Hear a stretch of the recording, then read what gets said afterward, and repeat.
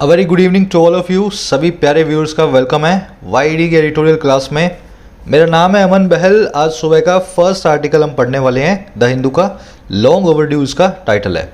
देखिए, पेशे से मैं गवर्नमेंट सर्वेंट हूँ, एसएससी सीजीएल के थ्रू, और हिंदी मीडियम का स्टूडेंट रहा हूँ मैं अंटिल माई ग्रेजुएशन। लेकिन पढ़ने का तरीका बहुत असरदार रहा है मेरा इंग्लिश को, और उसी तरीके से मैं आपको ये आर्टिकल पढ़वाता हूँ, है ना। हर सेंटेंस को ट्रांसलेट करने के बाद उसकी स्ट्रक्चर, उसकी ग्रामर और उसकी वोकैबलरी को अलग से लेकर के आपको समझाऊंगा। सारी स्ट्रक्चर्स जो आज आप सीखोगे, सारी ग्रामर वोकैबलरी आप अप्लाई करोगे इस क्विज़ पे। 6 क्वेश्चंस हैं, अच्छे लेवल का क्विज़ है। सभी के सभी लोग इसको एक ट्राई दें। वीडियो के लास्ट में सोल्यूशन दूंगा, मैं आपको करवा दूंगा, है ना, तब आपको पता लगेगा आपने कितना सीखा। चलिए शुरू करते हैं, आइए कुछ नया सीखते हैं।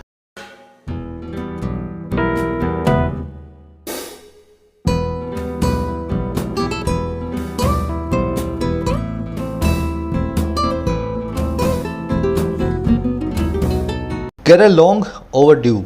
देखिए, ओवरड्यू वर्ड को पकड़े पहले। ड्यू का मतलब होता है बकाया। आप किसी से कुछ मांगते हो ना, जो बाकी होता है उसको कहते हैं बकाया या ड्यू। ओवरड्यू का मतलब है जो जरूरत से ज़्यादा बकाया हो गया है। देना था मंगलवार को, आज शनिवार आ गए, 5 दिन और ज़्यादा बकाया हो गया। इसको आप लॉन्ग पेंडिंग बोल दो, आउटस्टैंडिंग बोल दो। अब देखिए, लॉन्ग ओवरड्यू का मतलब क्या है? ऐसी चीज़ जो बहुत ही लंबे वक्त से बकाया है, हो जानी चाहिए थी कई सालों पहले, लेकिन आज जाकर के हुई है। अब किसकी बात कर रहा है? On OBC reservation in all India's quota medical seats. OBC की रिजर्वेशन की बात हो रही है। मेडिकल की सीट्स में एक खास कोटा होता है, ऑल इंडिया कोटा, उसके अंदर ये रिजर्वेशन बहुत पहले मिल जाना चाहिए था ओबीसी को, लेकिन अब जाकर के सेंटर ने इस बात के लिए हामी भरी है। डिटेल में देखेंगे क्या चीज़ है ये सारी की सारी। इसके टाइटल पैराग्राफ से एक लाइक और एक शेयर वीडियो को जरूर से दें। वर्कशॉप बना करके लाया हूँ पूरी क्लास को, आधे घंटे में पूरे आपके दिन भर की तैयारी हो जाती है इंग्लिश की, है ना। कह रहा OBC reservation in all India quota medical seats puts an end to a discriminatory policy. कह रहा है जो ओबीसी का रिजर्वेशन है ना, इस ऑल इंडिया कोटा के अंदर। अब ये ऑल इंडिया कोटा क्या है, ये आप पूरा डिटेल में भी देखोगे आर्टिकल के अंदर। अभी समझ लो एक टाइप का रिजर्वेशन है ये, है ना। कह रहा ओबीसी का जो रिजर्वेशन है, जो आरक्षण है इस कोटा में मेडिकल सीट्स के अंदर, डॉक्टर बनने वाले कॉलेजेस के अंदर, कह रहा है ये रिजर्वेशन जो भी मिला है ना, ये पुट एन एंड टू करता है, ये ख़त्म कर देता है, ये डिसकंटिन्यू कर देता है एक बहुत ही पक्षपात भरी पॉलिसी को, डिस्क्रिमिनेटरी पॉलिसी को। तो अभी तक पक्षपात हो रहा था, लेकिन अब रिजर्वेशन मिलने के बाद ओबीसी के स्टूडेंट्स के साथ में मेडिकल सीट्स में पक्षपात बंद हो जाएगा। समझ गए? रिजर्वेशन की वर्ब है ओबीसी रिजर्वेशन की पुट।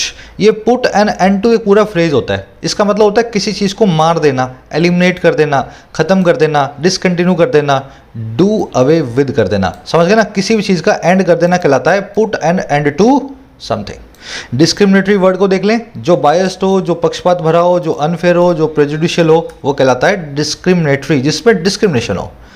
चलिए अब एक काम करेंगे, सारे के सारे जो वर्ड्स है ना एडवांस्ड वाले इस पूरे आर्टिकल में, उनको मैं अलग से लेकर के आपको बता देता हूँ ताकि स्मूथली अपने रीडिंग कर पाएँ, है ना। उससे पहले एक ऐड करूँगा छोटी सी चीज़ को।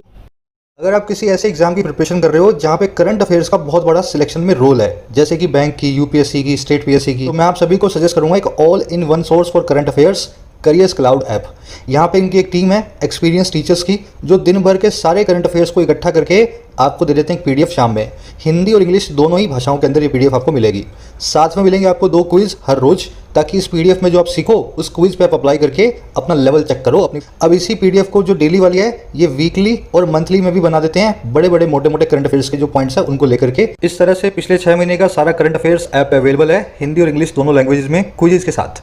इन्होंने टॉपिक वाइज भी अलग किया हुआ है, साइंस के अलग कर दिए, इकोनॉमी अलग कर दिया, बैंकिंग वालों का कैप्सूल ही अलग है, और स्टेट वाइज भी अलग अलग किया हुआ है। अगर आप स्टेट पीएससी की तैयारी कर रहे हैं, अपनी स्टेट का भी आप पढ़ सकते हैं। एक और चीज इसमें इंक्लूडेड है, बैंकिंग के डीआई और पजल्स के हाई लेवल सेट्स। ये पीओ और क्लरिकल दोनों के लिए मिलेंगे, प्री और मेंस दोनों एग्जाम्स के लिए। इस कोर्स को आप एक्सेस कर सकते हैं गूगल प्ले स्टोर से। करियर्स क्लाउड ऐप को डाउनलोड करें, ओपन करें, और ऑल कोर्सेज में जाकर के करंट अफेयर्स का जो कोर्स है इसको चेकआउट करें। अगर आप इसको बाय करना चाहते हैं तो 499 के कोर्स है, आप यूज़ करें कूपन कोड YT10। साथ ही गोल्ड कॉइन्स यूज़ करें 50 रुपये के, 499 का कोर्स मिलेगा 401 रुपये में। अगर करंट अफेयर्स ही आपकी कमजोरी है तो एक महीना इस ऐप को दो, अपनी कमजोरी को दूर करो। चलिए, ये हमारी वोकैब शीट है। सारे पिछले वर्ड्स भी आपको इसमें मिल जाएंगे जो हमने सीखे हैं अभी तक। 250-300 वर्ड्स हो चुके हैं। रोज आपको 3-3, 4-4 करके सिखा रहा हूँ। आज अपने पास 3 ही वर्ड्स हैं जो मेन वर्ड्स हैं इस आर्टिकल में। पहला है एवर्स, दूसरा है एम्बिट और तीसरा है इनकॉन्ग्रुअस। थोड़ा सा मैं इसको जूम इन कर दूँ ताकि आपको दिखे सही से। और थोड़ा सा कर देते हैं ना। अब ठीक है ना। देखिए, एवर्स का मतलब होता है किसी चीज़ के लिए परहेजी।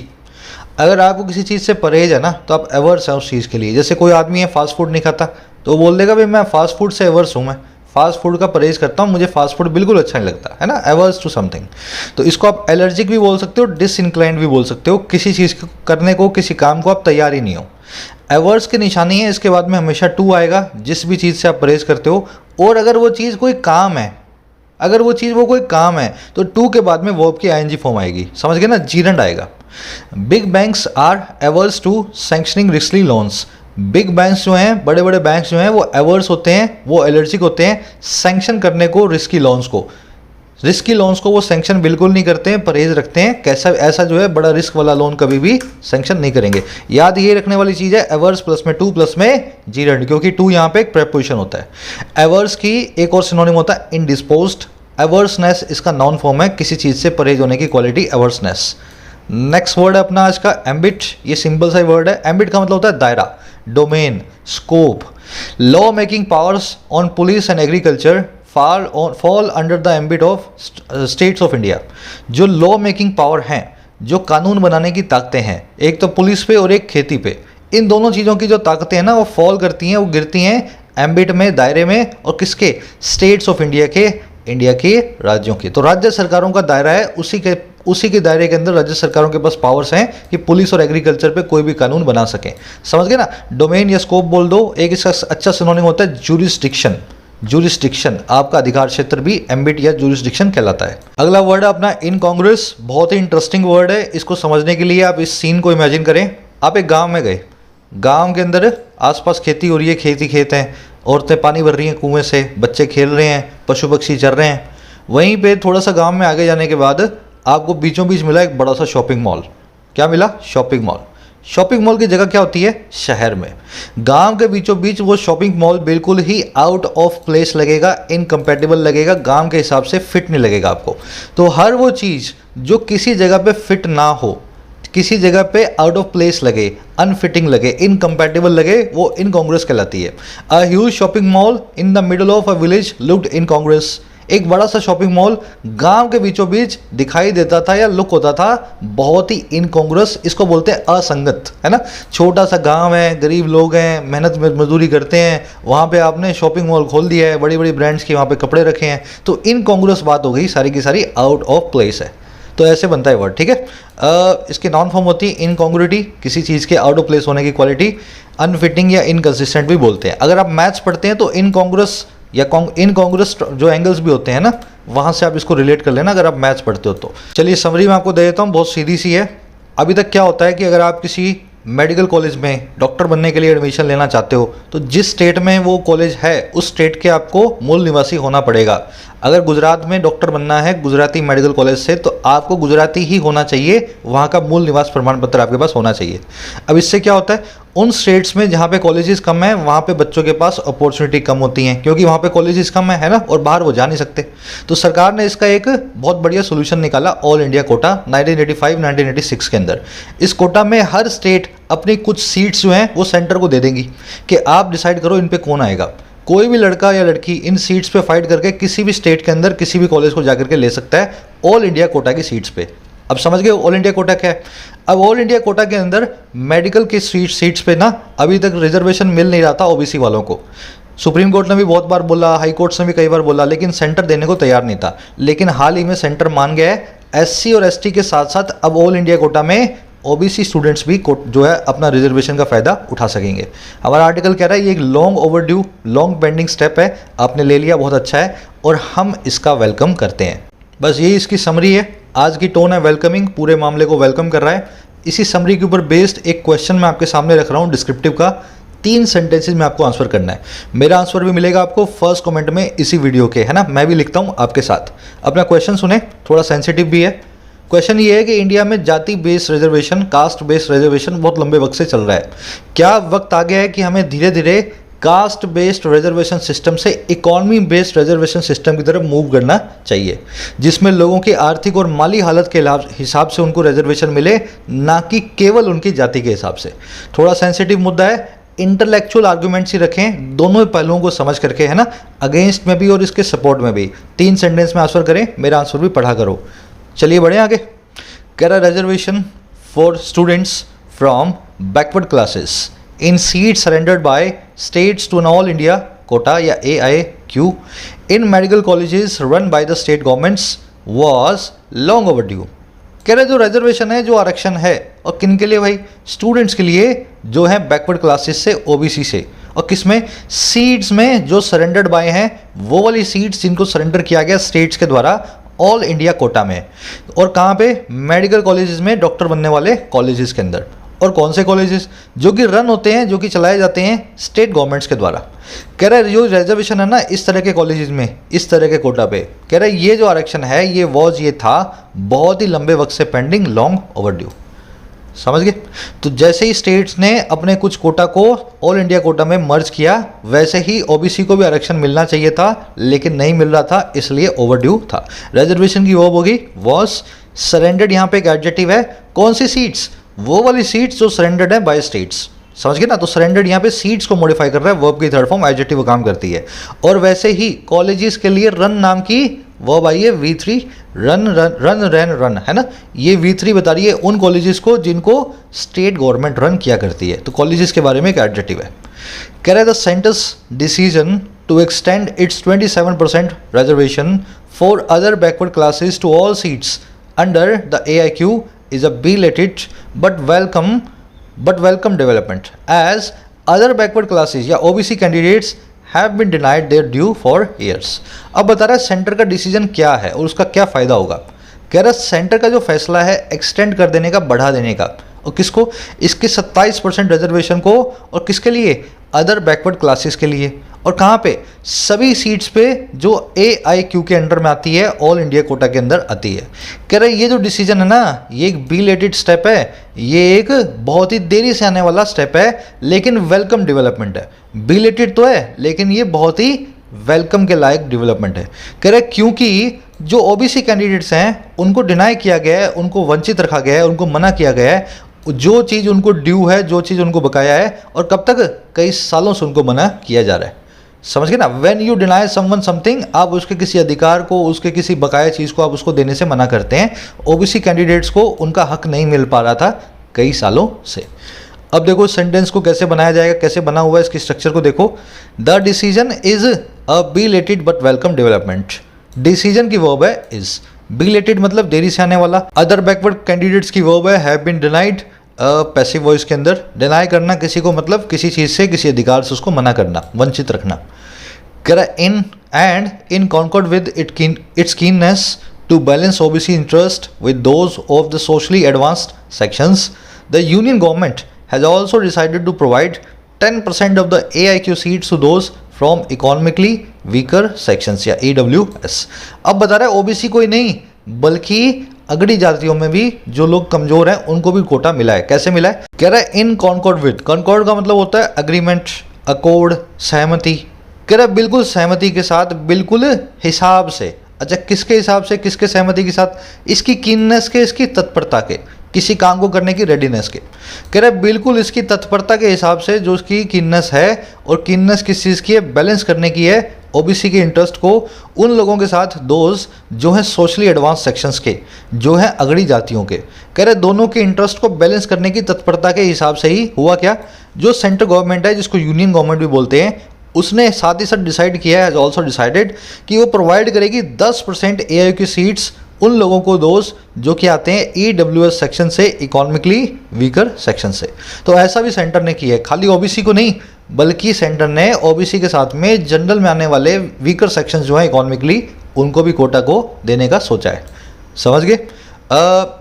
गवर्नमेंट की वर्ब है has also decided, present perfect tense में। ये दोज और दोज यहाँ पे इसलिए लिखा हुआ है क्योंकि इसके बाद में ये वाला आपने पूरा एडजेक्टिव लगाया हुआ था। अगर ये एडजेक्टिव ना होता तो आप विद के बाद में देम को यूज़ करते हैं, ना कि दोज को। ये आपको कॉन्सेप्ट कई बार करवा चुका हूँ, है ना।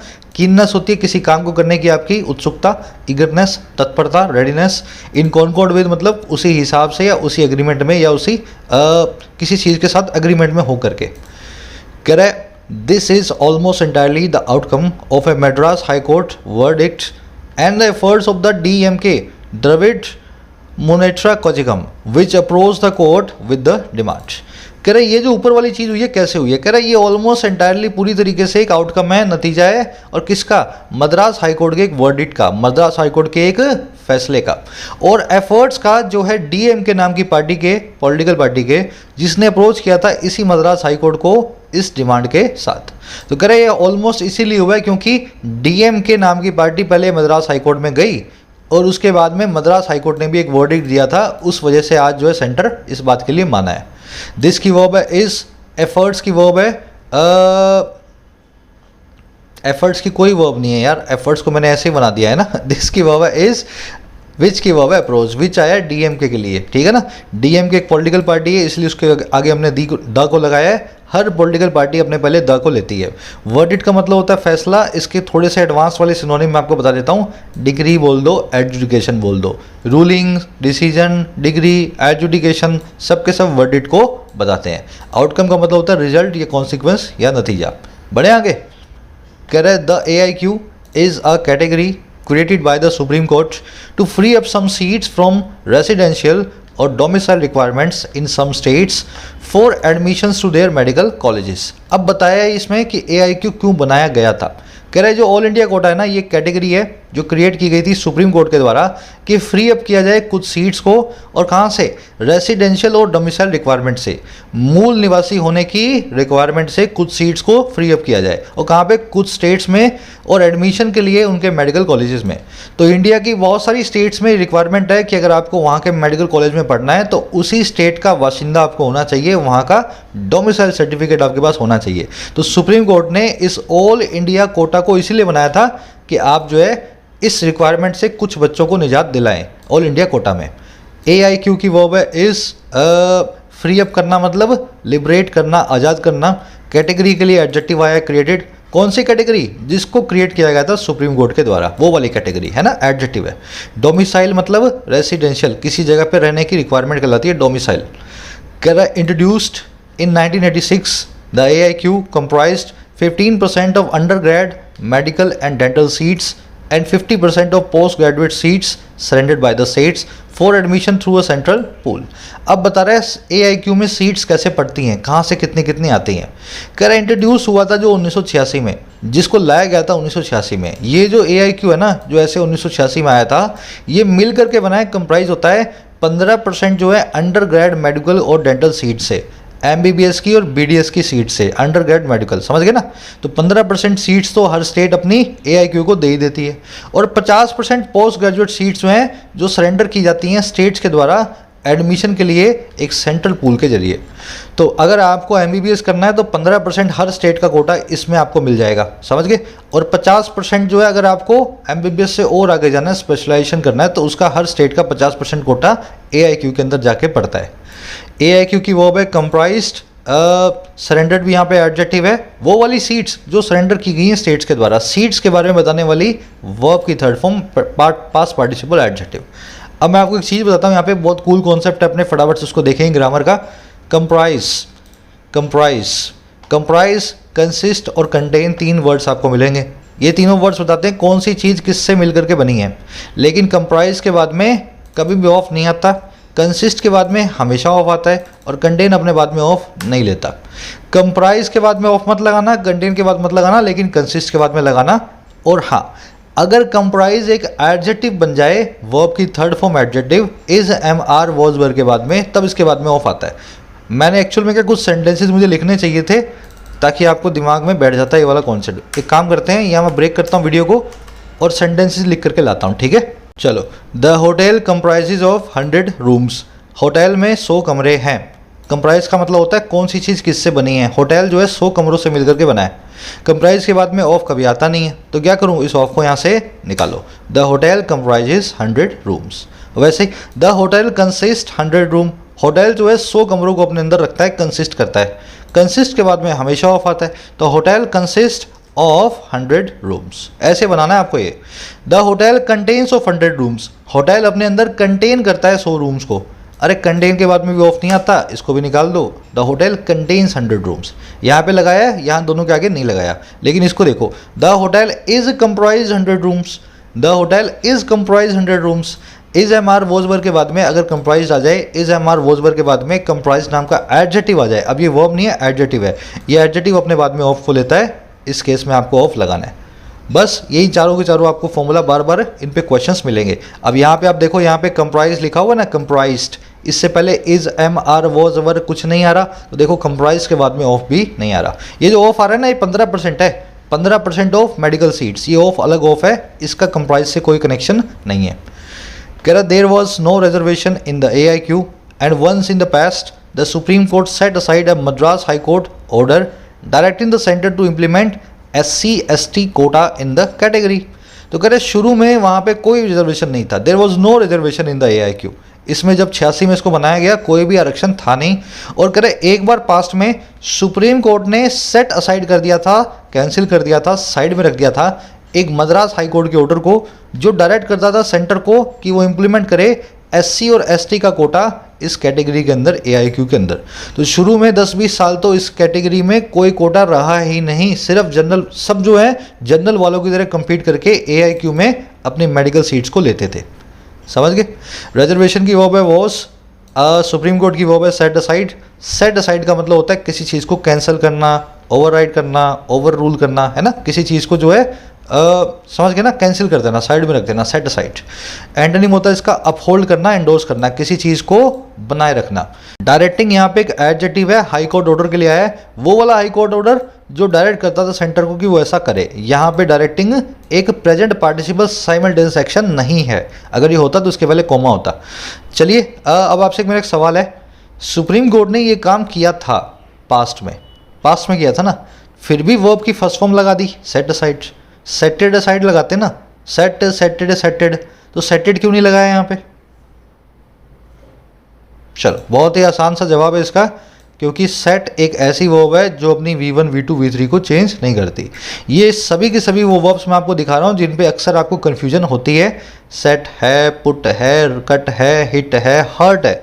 हर्टेड नाम की कोई वर्ब नहीं है इंग्लिश में, है ना। स्प्लिट है, कास्टेड भी नहीं होता, कास्ट ऐसा ही रहता है, कोस्टेड भी नहीं होता, कोस्ट ऐसा ही रहता है। तो इस सारी वर्ब्स ये वाली ध्यान से देखें, स्प्रेडेड भी नहीं होता, है ना। इनका V1, V2, V3 कभी भी आपको चेंज नहीं करना है। बिड में आपको थोड़ा सा कन्फ्यूजन रहेगा, क्योंकि बिड दो वर्ब्स हैं। अगर बोली लगाने की बात हो रही है तो बिड वो वाली वर्ब में V1, V2, V3 सेम रहेगा, लेकिन किसी को शुभकामनाएं देने की बात हो रही है तो बिड, बेड, बिडन, ये बिड दूसरी वर्ब होती है शुभकामनाएं देने वाली। किसी को गुड मॉर्निंग बोलना, गुड आफ्टरनून बोलना, गुड बाय बोलना, उस केस में बिड, बेड, बिडन चलता है। तो बिड दो वर्ब्स हैं, अलग अलग वर्ब्स हैं। चलिए कॉन्सेप्ट आज के क्विज में यूज होगा, आगे बढ़ते हैं। कह रहा है in 2007 the SC allowed 15% SC reservation and 7.5% scheduled tribe quota under the AIQ।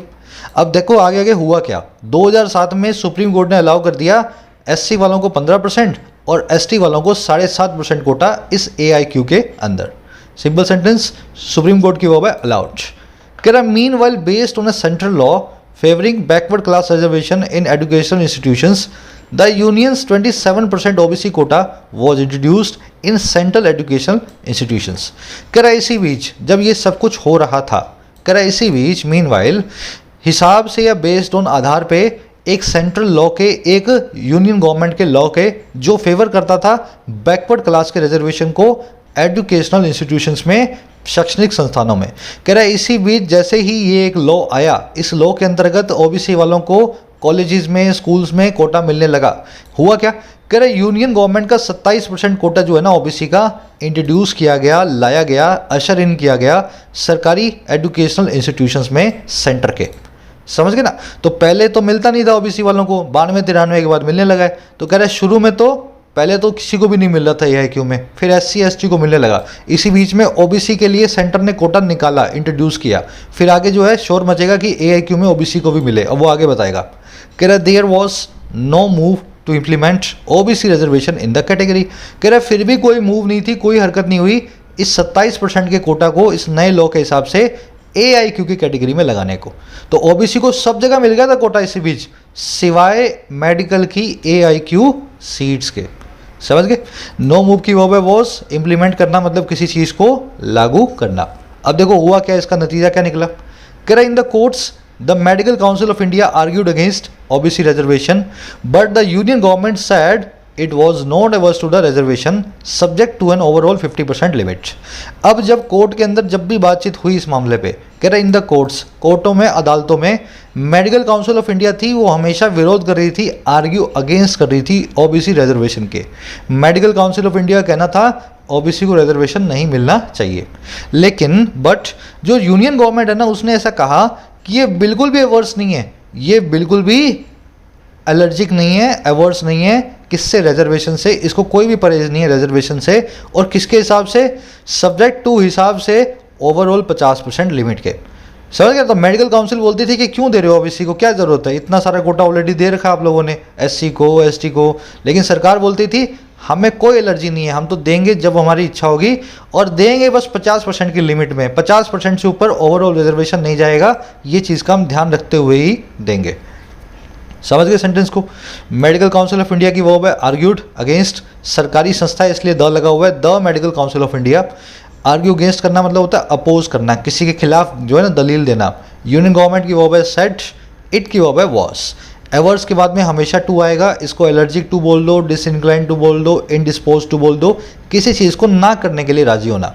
Averse to के बाद में अगर कोई वर्ब आएगी तो वर्ब की आईएनजी फॉर्म में आएगी, अगर नाउन आया तो उसको छेड़ने की जरूरत नहीं है। यहाँ पे कोई वर्ब होती ना, गिव लिखा होता तो गिविंग कर देते, लेकिन नाउन लिखा हुआ है रिजर्वेशन, तो इसकी कोई आईएनजी फॉर्म नहीं बनानी है, होती भी नहीं है। सब्जेक्ट टू आप कई बार कर चुके हैं, सब्जेक्ट टू का मतलब होता है अधीन। Mutual funds are subject to market risk, mutual fund market risk के अधीन है ना सब्जेक्ट टू। कह रहे the omission of OBC reservation in the AIQ seats was obviously discriminatory. कह रहे जो ओमिशन था, जो एक्सक्लूजन था, जो बाहर रखने का काम था ओबीसी के कोटा को एआईक्यू की सीट्स में, कह रहे वो ऑब्वियसली बहुत ही पक्षपात भरा था, डिस्क्रिमिनेटरी था। सबको मिल गया तो ओबीसी को क्यों नहीं मिला, है ना, अपने आप में डिस्क्रिमिनेशन वाली बात थी। ओमिशन की वर्ब है वाज। कह रहे there were OBC seats in medical institutions run by the centre as well as state specific quotas in those run by the states। कह रहे मैं ओबीसी की सीट्स हुआ करती थी, there were OBC seats medical के कॉलेजेस में, institutions में जो रन होते थे इंस्टीट्यूशन सेंटर के द्वारा, साथ ही साथ वो वालों में जो स्टेट स्पेसिफिक कोटा होते थे उन इंस्टीट्यूशंस में जो रन होते थे स्टेट के द्वारा। तो ऑल इंडिया कोटा को अगर आप छोड़ दो तो बाकी कोटा में ओबीसी को सीट मिल रही थी, लेकिन जैसे ही स्टेट कुछ सीट सेंटर को सरेंडर करती थी ऑल इंडिया कोटा में, वहाँ पे ओबीसी को सीट्स नहीं मिलती थी। तो इन लोगों को बहुत खराब लगता होगा ओबीसी वालों को कि हमारे साथ ही ऐसा क्यों हो रहा है ना। ओबीसी सीट्स की वर्ब है वर, रन यहाँ पे एडजेक्टिव है, इंस्टीट्यूशंस के लिए आया हुआ है। कौन से इंस्टीट्यूशंस? जो रन किए जाते हैं, चलाए जाते हैं सेंटर के द्वारा, है ना। कह रहा it was incongruous that seats given up by the states to help the centre redistribute medical education opportunities across the country were kept out of the ambit of affirmative action. कह रहा ये बहुत ही अजीब सी बात थी, इनकॉन्ग्रुअस बात थी, आउट ऑफ प्लेस बात थी, जैसे गांव के बीच में शॉपिंग मॉल, है ना। कह रहे ये बहुत ही अनफिटिंग बात थी कि जो सीट्स हैं जो गिव अप की जाती हैं, जो दी जाती हैं, सरेंडर की जाती हैं स्टेट्स के द्वारा, ताकि हेल्प कर सकें वो सेंट्रल गवर्नमेंट को रीडिस्ट्रीब्यूट करने में मेडिकल एजुकेशन अपॉर्चुनिटीज़ को पूरे देश में। कह रहा है इन सीट्स को बाहर रखा गया था, केप्ट आउट ऑफ किया गया था एम्बिट से, दायरे से अफर्मेटिव एक्शन के, रिजर्वेशन के। तो सेंटर की हेल्प करने के लिए स्टेट्स कुछ सीट सेंटर को दे रही हैं, पर इन सीट्स के ऊपर ओबीसी को रिजर्वेशन नहीं मिलता, और वैसे ओबीसी को सब जगह मिलता है, बस इन्हीं सीट्स पे नहीं मिलता। तो कह रहा है बड़ी ही अजीब सी बात थी, विचित्र सी बात थी, हेल्प करने के चक्कर में ओबीसी का जो है ना नुकसान हो रहा था, ओबीसी के स्टूडेंट्स का। समझ गए? 8 की वर्ब है वॉज, सीट्स की वर्ब है वर केप्ट आउट ऑफ। सीट्स की लिए एडजेक्टिव आया गिवन अप, वो वाली सीट्स जिनको गिव अप किया गया था, जिनको सरेंडर किया गया था। इन कांग्रेस में आपको बता चुका हूँ, अफर्मेटिव एक्शन जो है रिजर्वेशन का ही एक सोफिस्टिकेटेड नाम है। आरक्षण को इंग्लिश में अगर दूसरी कंट्रीज में जाओगे तो अफर्मेटिव एक्शन बोलते हैं, हमारे यहाँ भी बोल देते हैं ना, रिजर्वेशन को अफर्मेटिव एक्शन। एम्बिट होता है दायरा, है ना, किसी चीज़ का डोमेन या स्कोप। चलिए आगे बढ़े। सीट्स की वो वर केप्ट आउट। कह रहा there was even a case to argue that as AIQ seats originally belong to the states the quota policy applicable to the respective states और to be applied to them. कह रहा even यहाँ तक कि ये भी एक केस था, जब भी किसी चीज़ का कोई केस होना तो समझ लेना उस चीज़ के लिए एक आर्ग्यूमेंट है, उस चीज़ के लिए एक बहुत बड़ी सपोर्ट है ना किसी मुद्दे पे। तो कह रहा है यहाँ तक कि ये भी एक केस था, एक मुद्दा था, आर्ग्यू करना, इस दलील को रखना दैट वो ये कि जैसे AIQ की सीट्स ओरिजिनली बिलोंग करती हैं स्टेट्स को, AIQ की सीट्स जो हैं ओरिजिनली स्टेट से ही आती हैं, स्टेट उनको सरेंडर करके सेंटर को देती है। तो कह रहा है जो कोटा पॉलिसी है जो एप्लीकेबल होती है रिस्पेक्टिव स्टेट्स में, वो अप्लाई होनी चाहिए इन AIQ की सीट्स पे। अगर किसी स्टेट में किसी और के लिए, किसी और कैटेगरी के लिए ज़्यादा कोटा है, किसी के लिए कम कोटा है, तो AIQ में जो सीट्स गई हैं उस स्टेट से, वहाँ उतना कोटा बना रहना चाहिए। AIQ इसलिए दिया गया है ना कि स्टेट के बाहर के लोग भी कॉलेज में आ सकें, लेकिन आरक्षण जाति जो है वो सबका सब वैसा का वैसा बना रहे, ऐसा इंश्योर करना हमारा फर्ज था। समझ गए ना। केस की वर्ब है वॉज, AIQ सीट्स की वर्ब है बिलोंग टू, कोटा पॉलिसी की वर्ब है ought टू बी अप्लाइड। ये ought टू आपने कई बार देखा है, ought टू शुड और मस्ट जैसा ही होता है, बस मस्ट में थोड़ी सी ज़्यादा होती है ना इंटेंसिटी, शुड में उससे कम होती है और ought टू में सबसे कम होती है। ought टू आप उन चीज़ों के लिए यूज़ करें जहाँ पे नैतिक कर्तव्य की बात हो, है ना, बड़ों का सम्मान करना चाहिए। नहीं करोगे तो भगवान देखेगा आपको, पुलिस तो नहीं उठा के ले जाएगी, लेकिन अगर सड़क पे आपने बिना मास्क के घूम रहे हो तो आपको पुलिस उठा के ले जा सकती है, वहाँ पे मस्ट लगाएं, है ना। और दूसरी चीज़ों के लिए जिनका कॉन्सिक्वेंसेज बहुत ख़राब ना हो, वहाँ पे ought टू लगाएं। जैसे वी मस्ट या शुड फॉलो द लॉ, हमें लॉ को फॉलो करना चाहिए। वैसे ही we ought to respect elders, हमें बड़े बूढ़ों की रिस्पेक्ट करनी चाहिए। We ought to not lie, हमें झूठ नहीं बोलना चाहिए। अब यहाँ पे हो जाती गलती, आप है ना शुड और मस्ट के बाद में नोट लगाते हो तो आपको लगता है यही नोट जैसे शुड और मस्ट के बाद में लगा ought टू के बाद में भी लगा देता हूँ, पर गलत है ये, क्योंकि ought टू में टू आ रहा है, टू के बाद कभी भी नोट नहीं आता। अगर इन्फिनेटिव बनाऊँ तो मैं क्या करूँगा, इस नोट को उठाऊंगा और टू से पहले लाऊंगा। We ought not to lie, है ना, ऐसे बनता है ought नॉट टू, याद रखें इसको। चलिए, कह रहा the Madras high court in July 2020 held that there was no legal impediment to OBC reservation, but given that the policy varied from state to state, it left it to the center to decide the modalities for quotas from this academic year। अब Madras high court ने इसका क्या फैसला निकाला। कह रहे जुलाई 2020 में Madras high court ने ऐसा हेल्ड किया, ऐसा जोर देके कहा, ऐसा मेंटेन किया कि कोई भी लीगल, कोई भी कानूनी इम्पेडिमेंट नहीं है ओबीसी के रिजर्वेशन के लिए। इम्पेडिमेंट का मतलब होता है हर्डल, ऑब्स्टेकल। तो कह रहा है ओबीसी रिजर्वेशन में कोई भी हर्डल या रुकावट नहीं है, ऐसा सेंटर मद्रास हाई कोर्ट ने जुलाई 20 में ऐसा बोला। कह रहा लेकिन देखते हुए, गिवन दैट, कंसीडर करते हुए, किस चीज़ को भाई, कि जो पॉलिसी है वो वेरी करती है स्टेट टू स्टेट। एक स्टेट में कुछ और पॉलिसी है रिजर्वेशन की, दूसरी स्टेट में कुछ और है। तो इस कोर्ट ने लीव कर दिया, लेफ्ट कर दिया इस मामले को, और किसके ऊपर, सेंटर के ऊपर, कि वो डिसाइड करे सारी मोडालिटी को, सारे प्रोसीजर को कोटा के लिए इस एकेडमिक ईयर के दौरान। तो मद्रास हाईकोर्ट ने ये बोला कि मिलना तो चाहिए ओबीसी को, लेकिन किसी स्टेट में कम मिलता है, किसी में ज़्यादा मिलता है, तो हम सेंटर पे छोड़ देते हैं AIQ की सीट्स पे कैसा कितना कोटा किसको मिलेगा, आप देखो इस एकेडमिक ईयर के दौरान। कोर्ट की वर्ब है हेल्ड, इम्पेडिमेंट की वर्ब है वॉज। इम्पेडिमेंट एक ऐसा वर्ड है, इसके बहुत सारे सिनोनिम है, सबके सब अपने बाद में टू लेते हैं। Impediment to, hurdle to, obstacle to, deterrent to, जिस भी चीज़ के लिए आपके सामने रुकावट हो आप टू लेके बताएं। जैसे impediment to OBC reservation, OBC reservation के लिए कोई भी रिक्वायरमेंट नहीं है, कोई भी रुकावट नहीं है ना, टू। पॉलिसी की वर्ब है वेरिड, इट की वर्ब है लेफ्ट। मोडालिटी का मतलब होता है अप्रोच या प्रोसीजर, किसी काम को करने का ढंग। गिवन और गिवन दैट के बीच का डिफरेंस आप जानते हैं, गिवन एक प्रेपोजिशन है, गिवन दैट एक कंजंक्शन है। गिवन के बाद में हमेशा एक ऑब्जेक्ट आएगा, गिवन दैट के बाद में हमेशा एक क्लोज आएगा। कंजंक्शन अपने बाद में सब्जेक्ट और वर्ब का पेयर लेती है। जैसे गिवन या given that rising fuel prices, inflation will remain high. देखते हुए, बढ़ते हुए, देखते हुए या कंसीडर करते हुए बढ़ते हुए फ्यूल के दामों को इन्फ्लेशन हाई बना रहेगा। अब यहाँ पे आपके पास सब्जेक्ट वर्ब नहीं आ रहा, सिर्फ एक नाउन आ रहा है ऑब्जेक्ट बन के। आप यहाँ पे गिवन दैट को यूज़ कर ही नहीं सकते।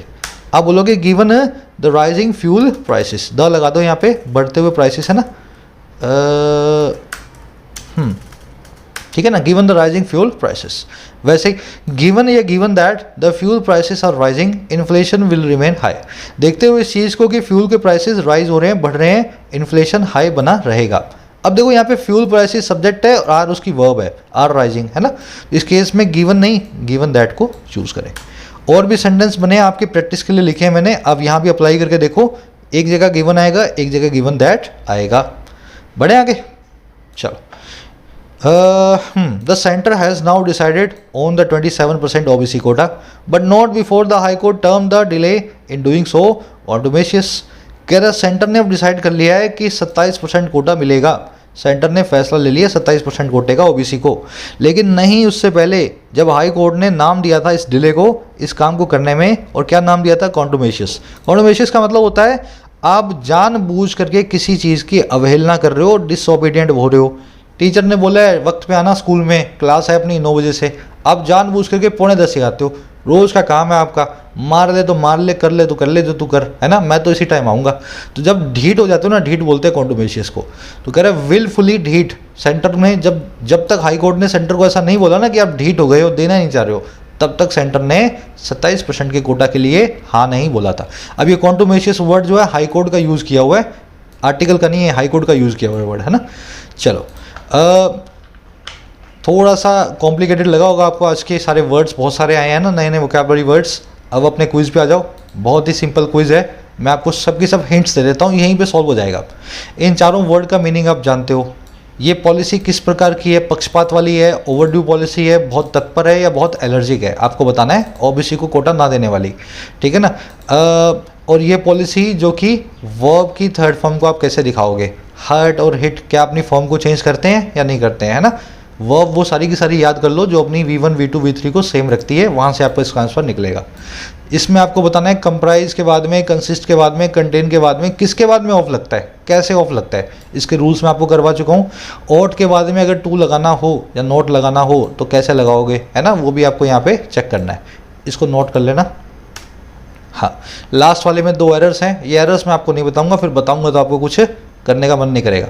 सारे आंसर्स आपको मिलेंगे 6 के 6 इस वीडियो के फर्स्ट कमेंट में। क्विज के आंसर्स को मैं अपडेट कर रहा हूँ हिंट्स के साथ में, वहाँ से चेक करो। आउट ऑफ 6 आपको कितने मार्क्स मिले जरूर से बताएं। डिस्क्रिप्टिव क्वेश्चन आपके सामने है, क्या कास्ट बेस्ड रिजर्वेशन से हमें इकोनॉमी बेस्ड रिजर्वेशन पे मूव करना चाहिए या नहीं चाहिए, जरूर से इसका आंसर करें 3 आर्गुमेंट्स में। चलिए, मुलाकात होगी कल की वीडियो में। Until then, signing out.